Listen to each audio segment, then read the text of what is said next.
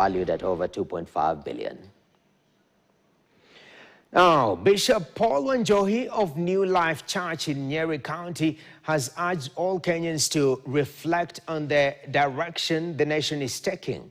He warned that if the current trend continues, Kenya might lose its peace. Wanjohi's statement comes at a time when politicians have been observed using strong language against each other, a situation that has stirred mixed feelings amongst Kenyans. Furthermore, the bishop stated that it's time for the nation to pursue reconciliation to restore calm, while also appealing to Kenyans to be patriotic. We are all in agreement that Kenya needs an intervention of God. And the way to get this intervention is by asking ourselves, what is my contribution in what is happening?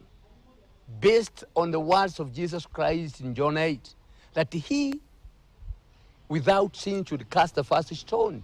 We all agree, in one way or the other, we have contributed to the mess.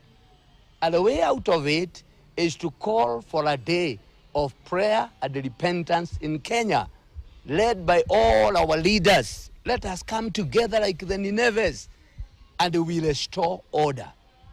Let's refrain from pointing fingers to one another. That is another way. That is another way of hiding your head in the sand. Time has come for us to ask ourselves, what can we do to restore order? From the leaders to the laity, both in the church and even in the marketplace, we all need to bring restoration to this nation. And the way out is to take Kenya back to God.